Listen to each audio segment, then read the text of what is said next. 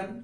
आज हम डिस्कस करने वाले हैं इनकम टैक्स का इंट्रोडक्शन, और इंट्रोडक्शन के बाद आप लोगों को इनकम टैक्स का बेसिक समझ आने लग जाएगा। ठीक है, तो बिना किसी टाइम को वेस्ट किए चलिए स्टार्ट करते हैं।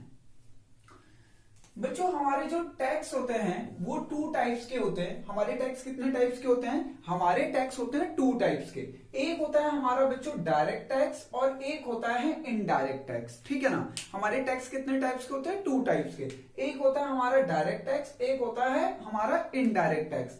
डायरेक्ट टैक्स को बच्चों हम लोग कहते हैं इनकम टैक्स। जो हमारा डायरेक्ट टैक्स होता है उसको क्या कहते हैं इंडिया में? Income tax. और जो इनडायरेक्ट टैक्सेस होते हैं, एग्जांपल जैसे बच्चों GST, entertainment tax, municipality tax, ठीक है ना, ईटीसी, और भी बहुत सारे हमारे इनडायरेक्ट टैक्स होते हैं। बट हमारे सिलेबस का पार्ट बच्चों इनडायरेक्ट टैक्स नहीं है, हमारे सिलेबस का पार्ट है डायरेक्ट टैक्स। तो मैं आप लोगों को बस डायरेक्ट टैक्स ही डिस्कस करूंगा। ठीक है ना। तो डायरेक्ट टैक्स कौन सा होता है? हमारा इनकम टैक्स। और आप लोग इनकम टैक्स का बेसिक पढ़ने वाले हो, इंट्रोडक्शन क्लास है ये हमारी। तो बच्चों आप लोगों को ये पता होना चाहिए कि इनकम टैक्स किस पे चार्ज होता है, इनकम टैक्स कौन पे करता है, कब पे करना होता है। तो ये सारी चीजें हम डिस्कस करेंगे। ठीक है ना। तो इनकम टैक्स को बच्चों पे करता है, कौन पे करता है? एसएससी। ठीक है ना। कौन पे करता है? एसएससी। अब आप कहोगे कि सर एसएससी कौन होता है? तो देखिए डेफिनेशन एसएससी की क्या है। डेफिनेशन कह रहा है every person who liable to pay income tax is called SSC. Sir हम ना थोड़ा डेफिनेशन में कंफ्यूज हो गए। आपने कहा कि इनकम टैक्स कौन पे करेगा, तो जो भी एसएससी है। और एसएससी कौन होता है? Every person who is liable to pay tax in India. जो लाइबल है इंडिया में टैक्स पे करने के लिए उसे कहते हैं बच्चों एसएससी। ठीक है ना। तो यहां पे देखो, यहां पे बात हुई है एवरी पर्सन। तो एवरी पर्सन, तो बच्चों पर्सन का मतलब है यहां पे बच्चों हम लोग इनकम टैक्स एक्ट 1961 पढ़ रहे हैं, जो अमेंडेड होता है एवरी ईयर। ठीक है। तो यहां पे हर वर्ड का कुछ ना कुछ डिफाइन किया गया है। हमने कहा कि भाई इनकम टैक्स कौन पे करेगा, तो बात है कि एसएससी पे करेगा। एसएससी कौन होता है? एवरी पर्सन जो इंडिया में लाइबल है टैक्स पे करने के लिए, उसको हम एसएससी कहते हैं। ठीक है ना। और यहां पे बच्चों पर्सन को 7 कैटेगरी में डिफाइंड किया गया है कि भैया पर्सन 7 टाइप्स के हो सकते हैं। फर्स्ट, सेकंड, थर्ड, आपका फोर्थ, फिफ्थ, सिक्स एंड 7। हमारे पर्सन कितने टाइप के हो सकते हैं? 7 टाइप्स के। तो सबसे पहली बात आती है एन इंडिविजुअल। बच्चों टोटल 7 टाइप के ही पर्सन होंगे, इसके अलावा और कोई नहीं होगा। और जो भी पर्सन इनमें से लाइबल है इंडिया में टैक्स पे करने के लिए, उसको बच्चों एसएससी कहा जाता है। ठीक है ना। एसएससी कौन होता है? कोई भी, एवरी पर्सन जो इंडिया में लाइबल है टैक्स पे करने के लिए। तो देखिए पर्सन के 7 कैटेगरी है, जिसमें सबसे पहले है अन इंडिविजुअल। ठीक है ना। बच्चों इंडिविजुअल मतलब जैसे मैं और आप हैं, इन्हें कहा जाता है इंडिविजुअल। हमारी भी कुछ इनकम होगी। अगर हमारी इनकम जो इनकम टैक्स की मैक्सिमम लिमिट है, ठीक है ना, जो मैक्सिमम लिमिट है, जो भी प्रिस्क्राइब लिमिट है कि भैया अगर आपकी income during the current year या फाइनेंशियल ईयर में या प्रीवियस ईयर, हम तीनों वर्ड यूज करेंगे उस पे, है, तो आपको टैक्स पे करने की जरूरत नहीं है। ठीक है। मैं बाद में बात करूंगा बच्चों, हम जो अपने नेक्स्ट चैप्टर पे पहुंचेंगे, तो स्लैब रेट क्या होती है। मतलब हमें इनकम टैक्स के द्वारा एक लिमिट दी जाती है कि अगर आपकी इनकम इतनी है या इससे ज्यादा है तभी आप टैक्स पे करोगे, अगर कम है तो नहीं। जैसे इंडिया में इस साल के लिए जो आपका असेसमेंट ईयर है, अगर आप 2,50,000 रुपीज तक अगर आप इंडिविजुअल हैं और 2,50,000 और आपकी एज 60 से कम है, आपकी एज क्या है?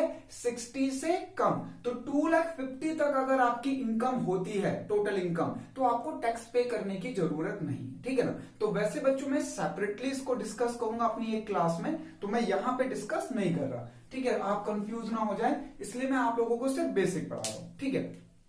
एसएससी मतलब एवरी पर्सन जो इंडिया में लाइबल हो टैक्स पे करने के लिए। तो बच्चों पर्सन हमारे 7 कैटेगरी के होते हैं। सबसे पहले आता है अन इंडिविजुअल, जैसे मैं और आप हैं। ठीक है ना। उसके बाद आता है एचयूएफ। तो बच्चों एचयूएफ मतलब हिंदू अनडिवाइडेड फैमिली। यहां पे एचयूएफ का मतलब है हिंदू अनडिवाइडेड फैमिली। ठीक है ना। Undivided family. ठीक है। तो बच्चों वो हिंदू फैमिली जो अभी तक डिवाइड नहीं हुई, जैसे दादा, उनके बेटे, फिर उनके बेटे, वो सब मिलके ही एक अपने बिजनेस को चला रहे, तो उन्हें कहा जाता है बच्चों HUF, यानी हिंदू अनडिवाइडेड फैमिली। उसके बाद है हमारी थर्ड कैटेगरी AOP और BOI की। बच्चों AOP की फुल फॉर्म है यहाँ पे एसोसिएशन ऑफ पर्सन। देखिए बहुत सारे मिलके लोग एक एसोसिएशन बना लेते हैं इनकम जनरेट करने के लिए, ठीक है ना, और या कोई काम करते हैं जिससे इनकम जनरेट होती है, तो उन्हें कहा जाता है AOP, एसोसिएशन ऑफ पर्सन। और बच्चों या BOI, बॉडी ऑफ इंडिविजुअल, मतलब हम बहुत सारे लोग नहीं हो पा रहे कि एक एसोसिएशन बना पाए, तो 3 या 4 जो इंडिविजुअली काम कर रहे हैं पर पर्टिकुलर एक ही काम कर रहे हैं और मिलके कर रहे हैं, तो बच्चों उसे एसोसिएशन नहीं कहा जाता, उसे बॉडी ऑफ इंडिविजुअल, ठीक है। एसोसिएशन का एग्जांपल देता हूं बच्चों, जैसे RWA वगैरह होती है जो हमारी सोसाइटी की, ठीक है ना, जहां हम लोगों ने अपने एरिया में, जिस एरिया में हम रह रहे हैं वहां पे हमने बहुत सारे लोगों को मिलके कि भाई हम रेजिडेंट वेलफेयर एसोसिएशन, ठीक है ना, RWA बना लेते हैं, रेजिडेंस वेलफेयर एसोसिएशन, ठीक है। तो जितने भी रेजिडेंट रह रहे हैं आपके लोकेलिटी में, आपके एरिया में, उन्होंने मिलके एक एसोसिएशन बना ली, तो उसे बच्चों कहता है RWA। अब वो लोग क्या करते हैं कि इनकम जो भी जनरेट होती है वेलफेयर के लिए करते हैं, पर कुछ ना कुछ इनकम होगी जो एक्सीड होगी तो उन्हें टैक्स भी पे करना होगा, ठीक है। बॉडी ऑफ इंडिविजुअल का मतलब है बच्चों कि 3 या 4 लोग, 5 लोग, 10 लोग, 20 लोग, पर वो इंडिविजुअली काम कर रहे हैं, पर मिलके काम कर रहे हैं और उससे इनकम हो रही है, ठीक है ना, तो उसे कहा जाता है बॉडी ऑफ इंडिविजुअल, ठीक है। यहाँ पे पर्सन की मीनिंग, अ कंपनी आप लोगों को पता है कंपनी हमारी 3 टाइप्स की हो सकती है बच्चों, 1 person company, private company, public company, ठीक है। तो जो कंपनी है वो भी पर्सन की कैटेगरी में आती है। उसके बाद है बच्चों एक फर्म, तो फर्म का मतलब पार्टनरशिप फर्म, जो बच्चों 1932 में रजिस्टर्ड हो या 2008 में रजिस्टर्ड हो, ठीक है ना, पार्टनरशिप, यानी इसमें हम लोग LLP वाला कॉन्सेप्ट भी ले लेते हैं। कौन सा वाला कॉन्सेप्ट बच्चों? LLP वाला। तो जो पार्टनरशिप एक्ट 1932 में रजिस्टर्ड है वो भी, और LLP भी बच्चों हमारी, ठीक है ना, LLP की फुल फॉर्म होती है लिमिटेड लाइबिलिटी पार्टनरशिप, ठीक है। तो वो भी बच्चों हमारे इनकम टैक्स में कैटेगरी में एज ए पर्सन ट्रीट किया जाता है। और उसके बाद आता है बच्चों लोकल अथॉरिटी। जैसे लोकल अथॉरिटी में कोई पंचायत या MCD जो आपकी है, म्युनिसिपैलिटी, ठीक है ना, तो ये बच्चों हमारा आता है ए लोकल अथॉरिटी में, ठीक है। एग्जांपल लेते हैं बच्चों, जैसे गांव वगैरह में पंचायत होती है तो वो लोगों के उसके लिए काम करते हैं, तो वो भी उसमें लोकल अथॉरिटी में आएगा, ठीक है। आपका अगर आप सिटी वगैरह में देखो तो हमारे यहाँ की MCD होती है, म्युनिसिपैलिटी, तो वो भी किस में आता है? लोकल अथॉरिटी में आता है, ठीक है। उसके बाद है हमारा एवरी आर्टिफिशियल जुडिशियल पर्सन। बच्चों ये कौन होता है? ठीक है, ध्यान से समझना। जैसे बच्चों कुछ ट्रस्ट वगैरह होती है, वो ट्रस्ट एक्ट में भी आएगा, पर हम उसे आर्टिफिशियल जुडिशियल पर्सन भी कहते हैं, वो जो 7 कैटेगरी है, ठीक है। मैं एग्जांपल देता हूं, जैसे बच्चों अब जो हमारे गॉड है, जो टेंपल वगैरह बने हुए हैं, आप उनसे तो टैक्स नहीं ले सकते ना भगवान से जाके, तो किनसे टैक्स लोगे? जो वहां के पुजारी है, प्रिस्ट हैं, या फिर जो वहां का बोर्ड है या कमेटी है, तो उनको बच्चों वो इसमें टैक्सेबल होगा, ठीक है। उस कैटेगरी के पर्सन को, जो हमारे जो ट्रस्ट है बच्चों, जैसे हमारी वैष्णो देवी की ट्रस्ट है, जैसे हमारे शिरडी वाले साईं बाबा की ट्रस्ट है, तो जो वो टेंपल है उनके ट्रस्ट या कमेटी या बोर्ड होता है, तो वो लोग इसमें टैक्स पे करेंगे, क्योंकि बच्चों टेंपल्स को भी तो डोनेशन वगैरह बहुत आता है, ठीक है, उनकी तो ये इनकम सोर्स हो गई, तो वो उन्हें भी इनकम टैक्स कहता है कि भैया आपको टैक्स देना होगा, ठीक है। अब आप लोग वैसे ध्यान रखना बच्चों कि अगर जो इन 6 कैटेगरी में ना आए, ठीक है, अगर कोई पर्सन की कैटेगरी इन 6 कैटेगरी में ना आए, तो उससे जो हम इनकम टैक्स का चार्ज करते हैं वो इस 7 कैटेगरी में जाके चार्ज कर लेते हैं। हम कहते हैं आप 7 कैटेगरी के अकॉर्डिंग, जो हमारा है एवरी आर्टिफिशियल जुडिशियल पर्सन, इसके अकॉर्डिंग आप पर्सन ट्रीट किए जाते हैं, deem to be concept apply होता है, और आपको इनकम टैक्स पे करना पड़ेगा। ऐसा कौन कहता है बच्चों? ऐसा इनकम टैक्स कहता है, ठीक है ना। चलो, तो ये हो गया बच्चों हमारा कि असेसी कौन होता है। असेसी मतलब बच्चों वो पर्सन जो लाइबल है इंडिया में टैक्स पे करने के लिए, उसे कहते हैं असेसी। और असेसी का मतलब एवरी पर्सन जो लाइबल है टैक्स पे करने के लिए। और पर्सन में बच्चों ये हमारी 7 कैटेगरी आ गई है, ठीक है। चलिए डन। अब बात करते हैं बच्चों कि सर हम किस ईयर में कब टैक्स पे करेंगे, क्या होता है टैक्स पे करने का शेड्यूल वो। तो बच्चों हमारा जो होता है असेसमेंट ईयर और एक होता है हमारा प्रीवियस ईयर, ठीक है ना। तो मैं असेसमेंट और प्रीवियस ईयर की डेफिनेशन तो आपको समझाऊंगा ही, पर पहले उसे आप लोगों को एक सिंपल लैंग्वेज में बताता हूं, ठीक है, कि हमारा असेसमेंट और प्रीवियस ईयर क्या होता है। चलिए इसे रब कर देते हैं और यहां पे मैं एक टाइम स्केल बना के आप लोगों को समझा दूंगा। तो ये बनाते हैं हम लोग अपना टाइम स्केल, ठीक है। तो इसमें मैं 3 ईयर ले लेता हूं बच्चों, 17, 18, ठीक है, 18, 19, 19, 20, 20 और 21। चलो इतना समझ लेते हैं, ठीक है।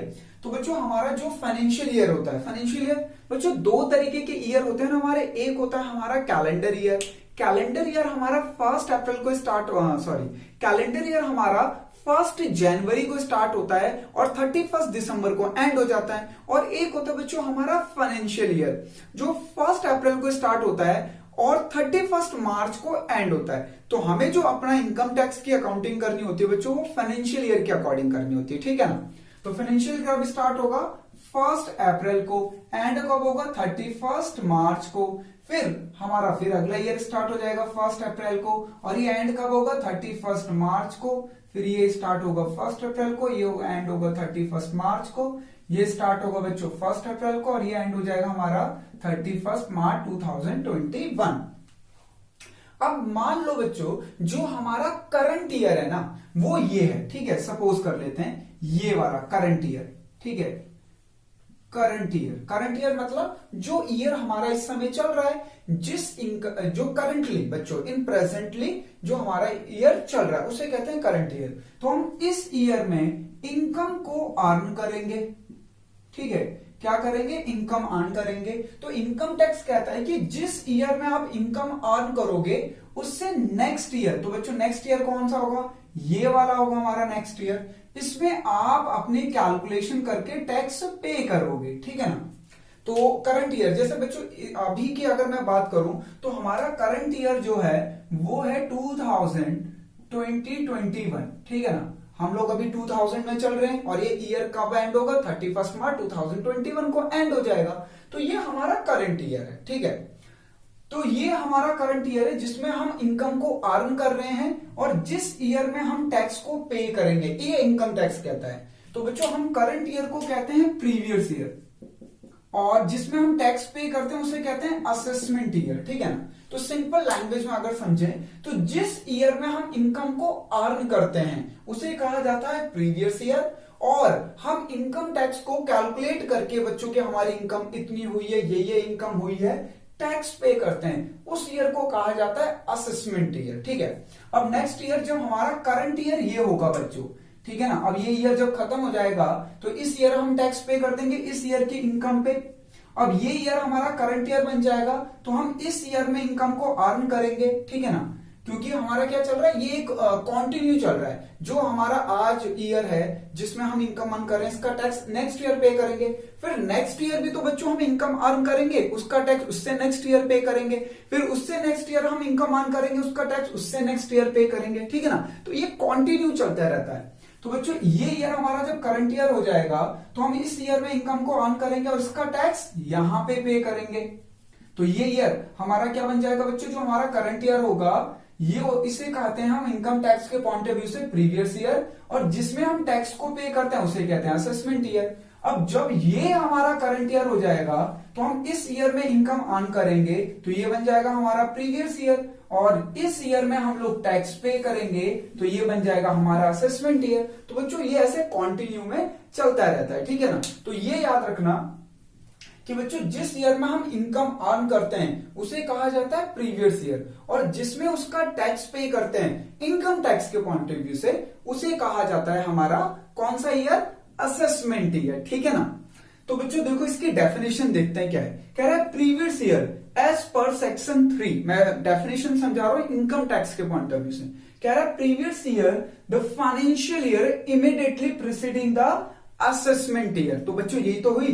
देखो प्रीवियस ईयर क्या होता है, अगर मैं इसकी बात करूं तो ये हमारा इनकम आ रहा है तो ये प्रीवियस ईयर हुआ, तो इसका ये असेसमेंट ईयर हुआ जब हम इस ईयर को ले रहे थे। तो इस ईयर में हमने जो हमारा असेसमेंट ईयर है, तो इससे जस्ट पीछे वाला क्या होगा हमारा प्रीवियस ईयर।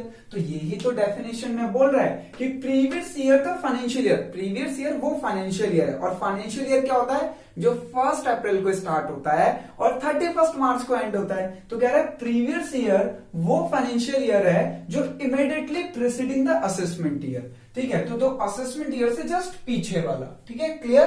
तो प्रीसीडिंग द असेसमेंट ईयर उसे कहा जाता है बच्चों, हम लोग कहते हैं प्रीवियस ईयर। तो असेसमेंट ईयर क्या होता है, कह रहा है assessment year means the period of 12 month commencing on first day of April every year.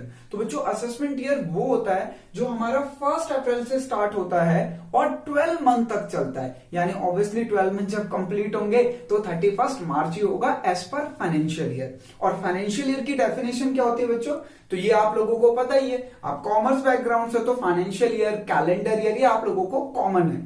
ठीक है ना। तो फाइनेंशियल ईयर बच्चों जो 1 अप्रैल को स्टार्ट होता है और 31 मार्च को एंड होता है। अगर आपसे कोई पूछ ले कि कैलेंडर ईयर क्या होता है, तो आप कहोगे जो 1 जनवरी को स्टार्ट होता है और 31 दिसंबर को एंड होता है। ठीक है ना। तो ये बच्चों हमारा ना नॉर्मल कॉन्सेप्ट है। ठीक है ना। इनकम टैक्स के अकॉर्डिंग ये हमारा नॉर्मल कॉन्सेप्ट है कि प्रीवियस ईयर में हम जो भी इनकम अर्न करेंगे, नेक्स्ट ईयर में उसकी कैलकुलेशन, कंप्यूटेशन, असेसमेंट करके टैक्स पे कर देंगे। और जिस ईयर में हम टैक्स पे करेंगे वो ईयर होता है हमारा असेसमेंट ईयर। ठीक है। तो मुझे नहीं लगता असेसमेंट ईयर, प्रीवियस ईयर, तो ये टाइम स्केल से आपको और भी बढ़िया क्लियर हो गया होगा। और ये कंटिन्यू चलता रहता है बच्चों। जो हमारा प्रीवियस ईयर है वो हमारा उसमें इनकम अर्न करेंगे, और जो हमारा असेसमेंट ईयर उसमें टैक्स पे कर देंगे। अब जो हमारा असेसमेंट ईयर है नेक्स्ट ईयर, वो हमारा प्रीवियस ईयर हो जाएगा, और उससे नेक्स्ट ईयर वाला हमारा असेसमेंट ईयर हो जाएगा। ठीक है ना। तो बच्चों नॉर्मल सर्कमस्टांसेस, यानी अगर नॉर्मल सिचुएशन की बात करें तो इनकम टैक्स के अकॉर्डिंग आप जिस ईयर में इनकम को अर्न करते हो उससे नेक्स्ट ईयर में आपको कंप्यूटेशन करके, अपने असेसमेंट करके टैक्स पे करना होता है। ये नॉर्मल सिचुएशन है बच्चों। ठीक है। अब आप लोगों को एक नया रूल समझना है बच्चों की प्रीवियस ईयर में इनकम अर्न करके प्रीवियस ईयर में ही टैक्स देना है। सर क्या बोल गए आप, कंफ्यूजन हो गई हमें। नहीं बच्चों, ध्यान से समझो। नॉर्मल सिचुएशन क्या होती है कि प्रीवियस ईयर में जो हम इनकम अर्न करेंगे उसका टैक्स असेसमेंट ईयर यानी नेक्स्ट ईयर में देंगे।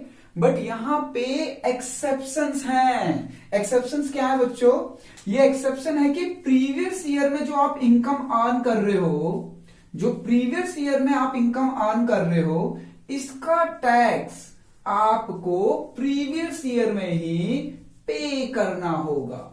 ठीक है ना। ये क्या है हमारा इस नॉर्मल रूल का एक्सेप्शन जो हमारे इनकम टैक्स ने डिसाइड किया है। इनकम टैक्स क्या कहता है कि भैया आप जिस ईयर में इनकम कमा रहे हो उससे नेक्स्ट ईयर में उसका कंप्यूटेशन करके टैक्स पे कर देना। बट बच्चों ये एक्सेप्शन है। ये क्या है, ये 5 केस हमारे एक्सेप्शन है। ये 5 सिचुएशन हमारी एक्सेप्शन है। क्या है एक्सेप्शन, कि प्रीवियस ईयर में जो इनकम अर्न होगी नॉर्मल रूल के अकॉर्डिंग तो असेसमेंट ईयर में टैक्स पे करना होता है ना, बट ये कहता नहीं, आपको जो टैक्स पे करना है वो भी प्रीवियस ईयर में करना है। मतलब जिस ईयर में इनकम अर्न करी है आपने उसी ईयर में आप टैक्स को डिपॉजिट कर दो। किसको डिपॉजिट कर दो, इनकम टैक्स को। ठीक है ना। ये 5 एक्सेप्शन देखते हैं जरा बच्चों। इसमें सबसे पहला है shipping business for non resident. ठीक है। जो शिपिंग बिजनेस है बच्चों, मैं इस पे बात करूंगा। ये हमारा पूरा एक चैप्टर है नॉन रेजिडेंट के बारे में। ठीक है। इस चैप्टर का नाम है रेजिडेंशियल स्टेटस। तो नॉन रेजिडेंट का मतलब बच्चों जो इंडिया में नहीं रह रहा। ठीक है ना। हम इस चैप्टर को पूरा अच्छे तरीके से डिस्कस करेंगे तो आप इसके डीपली कॉन्सेप्ट, कंडीशन, टर्म्स को बिल्कुल प्रॉपरली समझ पाओगे। तो बच्चों shipping business for non resident. अब शिपिंग बिजनेस कैसे बच्चों, मान लो कोई कनाडा का या साउथ अफ्रीका का या यूएसए का शिप इंडिया के पोर्ट पर आ गया। ठीक है। इंडिया के पोर्ट से उसने गुड्स वगैरह ले लिए, ट्रांसपोर्ट करने के लिए कुछ पैसेंजर ले लिए, और वो उनको ट्रांसपोर्ट लेके चले जाएगा।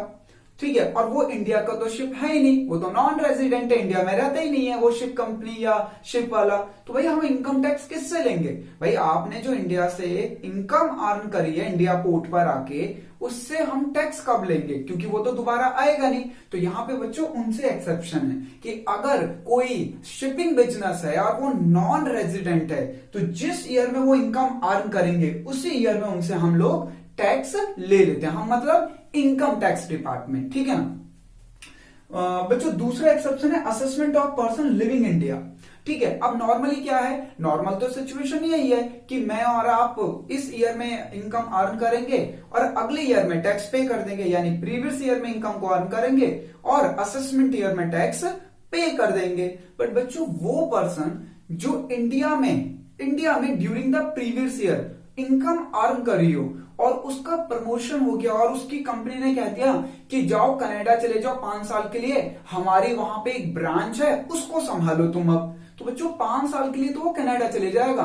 तो क्या इनकम टैक्स डिपार्टमेंट 5 सालों तक तो वेट करता रहेगा क्या कि जो उसने during the year income earn करी है वो 5 साल बाद उसके बाद आके उसका टैक्स पे करे? नहीं ना।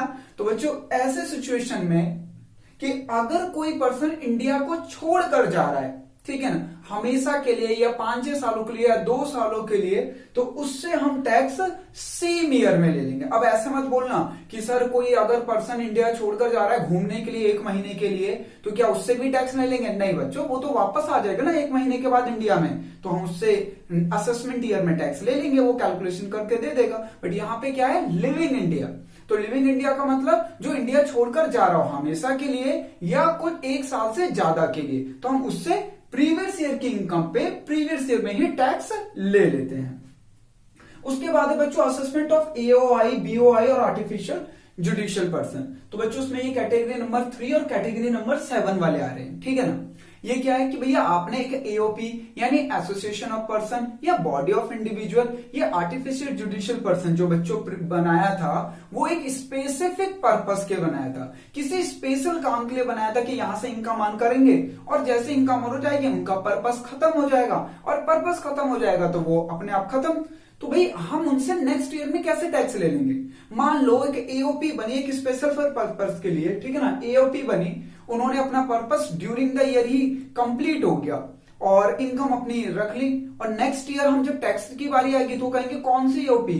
एओपी तो खत्म हो गई भाई, कोई एओपी तो है ही नहीं, तो हम टैक्स कैसे ले लेंगे? तो यहाँ पे बच्चों उनसे एक्सेप्शन है कि अगर कोई एओपी, बीओआई, आर्टिफिशियल जुडिशियल किसी स्पेसिफिक पर्पस या स्पेशल पर्पस के लिए बनाई गई हो और उन्होंने इनकम अर्न करी हो, तो हम उनसे प्रीवियस ईयर की इनकम पे प्रीवियस ईयर में ही टैक्स ले लेंगे, ठीक है ना। ये एक्सेप्शन है, याद रखना। उसके बाद है बच्चों fourth assessment of person likely to transfer property to avoid tax.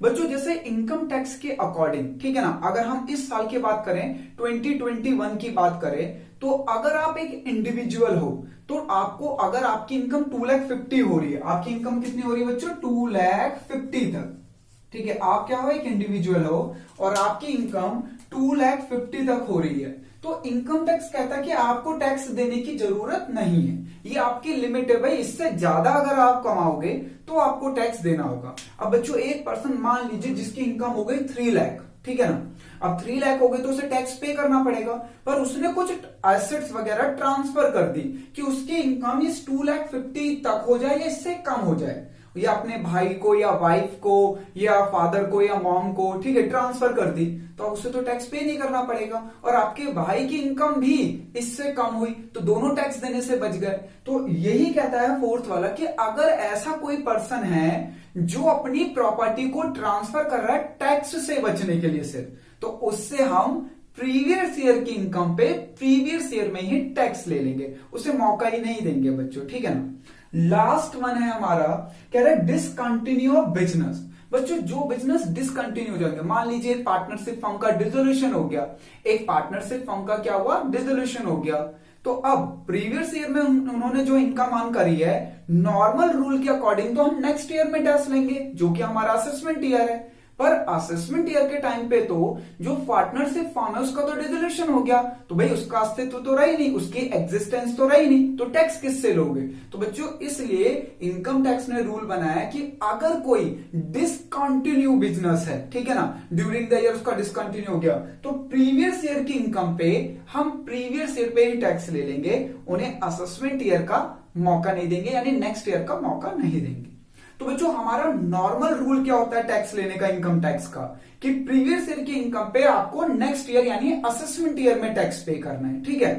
But ये 5 एक्सेप्शन हैं कि जिस ईयर में इनकम अर्न हुई है, जिस ईयर में इनकम अर्न हुई है उसी ईयर में आप लोगों को टैक्स पे करना होगा। तो बच्चों ये मेरा बेसिक कंप्लीट हो गया है। नेक्स्ट क्लास में हम अपना न्यू चैप्टर स्टार्ट करेंगे। कैसा लगा आप लोगों को ये इंट्रोडक्शन में सारी चीजें समझ आई?